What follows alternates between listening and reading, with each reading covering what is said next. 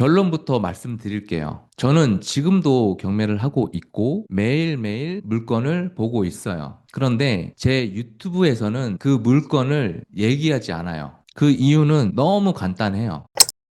제가 자주 받는 질문 하나가 있는데 오늘 그걸 솔직하게 얘기해 보려고 해요. 사실 댓글이나 메시지로 이런 질문을 꽤 많이 받거든요. 다른 경매 유튜브처럼 경매 물건 추천 영상은 안 하냐고요. 왜 그런 영상은 없냐고. 처음에 이런 질문들이 조금 불편했어요. 그런데 어느 순간 이해가 사실 되더라고요. 제가 처음 경매 시작할 때는 경매 관련 유튜브가 지금처럼 많지 않았어요. 그런데 지금은 경매 관련 유튜브 영상도 많고 쉽게 접할 수 있잖아요. 영상 보고 이 정도면 나도 할 수 있겠다. 내가 따로 시간 내서 물건을 뽑을 필요도 없고 이렇게 괜찮은 물건을 알려주다니. 이렇게 생각했던 기억이 지금도 생생해요. 그래서 오늘은 제가 왜 유튜버에서 경매 물건을 추천하지 않게 됐는지 그 이유를 그냥 편안하게 얘기를 해보겠습니다.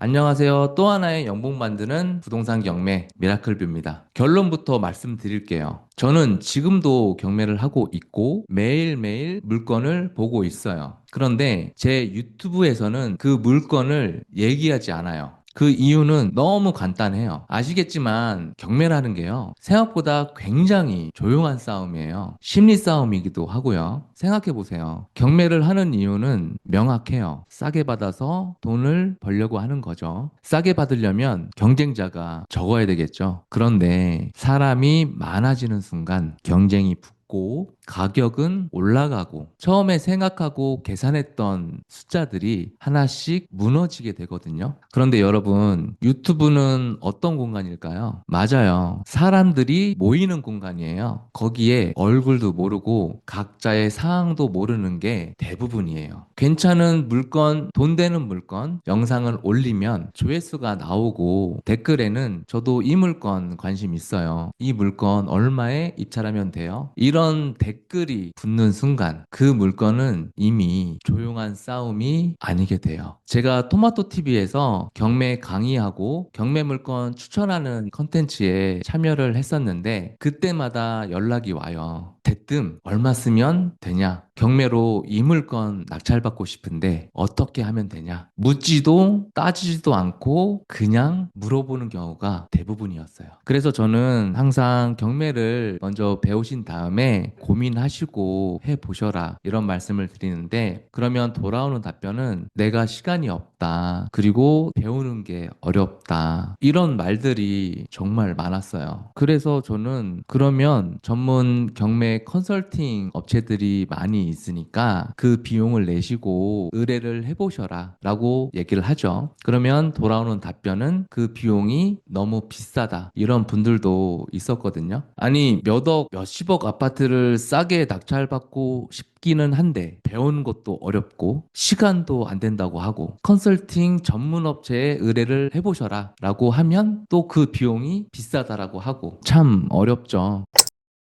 저도 처음에는 경매 물건으로 컨텐츠를 만들어 볼까? 이런 생각도 했어요. 이 물건 괜찮은데? 이 정도면 나쁘지 않은데? 그런 물건도 많잖아요. 그리고 어차피 입찰가 산정이나 투자 판단은 각자의 몫이니까 이런 생각을 하게 된 거죠. 그런데 이런 생각이 들더라고요. 제가 올린 영상을 보고 누군가는 간절한 마음으로 입찰할 수가 있고 나보다 경험이 많은 저 유튜버가 괜찮다고 하니까 그냥 해도 되지 않을까? 이런 생각을 할 수도 있겠구나. 그런 생각이 들었을 때 이런 콘텐츠 자체가 스스로 너무 불편해지더라고요. 여러분, 경매에서 가장 무서운 건 권리 분석, 명도, 시세 파악이 어려운 물건이 아니라 판단을 남한테 맡기는 거예요. 저는 그걸 제 유튜브를 통해서 만들고 싶진 않았거든요. 영상이라는 게요. 어쩔 수 없이 좋은 부분만 보이는 부분도 있어요. 모든 게 그렇지 않지만 문제가 될 수 있는 부분, 불확실한 요소, 이런 것들은 영상에 잘 안 남기게 되는 부분도 분명히 있거든요. 그리고 더 솔직하게 말씀을 드리면 진짜 괜찮은 물건일수록 사실 영상에 담을 시간과 말할 시간이 저는 없어요. 물건을 찾고 찾고 임장을 가고 고민해서 조용히 입찰하고 끝나요. 그 과정이 유튜브에 담길 만큼 저는 여유롭지가 않아요. 물론 저 혼자 영상 촬영, 편집, 기획 이 모든 과정을 다 해야 돼서 그런 부분도 분명히 있을 거예요. 하지만 진짜 괜찮은 물건이면 제가 조용히 하거나 저희 멤버분들한테 공유를 해요. 그래서 저는 이렇게 방향을 바꾸려고 해요. 경매 물건을 보여주는 대신 저나 저희 멤버들이 이 물건을 왜 안 했는지, 그리고 왜 폐차했는지 말하기로 했어요.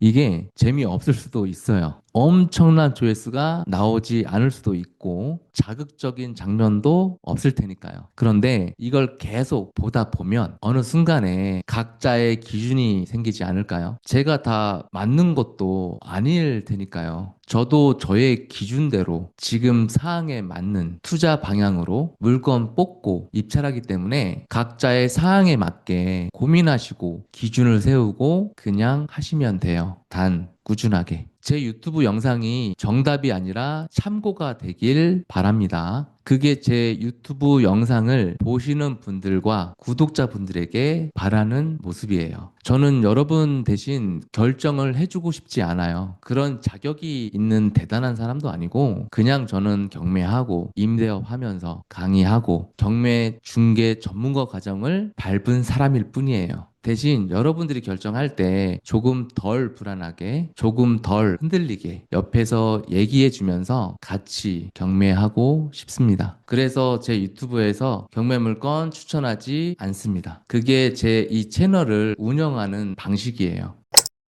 이 영상이 조금이라도 마음에 남았다면, 공감이 된다면 그걸로 충분합니다. 오늘 제 얘기가 도움이 되셨고 또 다음 제 영상이 궁금하신 분들은 구독과 좋아요로 응원해 주세요. 댓글로 여러분들 생각도 편하게 남겨주세요. 저도 여러분들 이야기를 꼭 읽어볼게요. 지금까지 또 하나의 연봉 만드는 부동산 경매 미라클 비였습니다. 좋은 하루 되세요.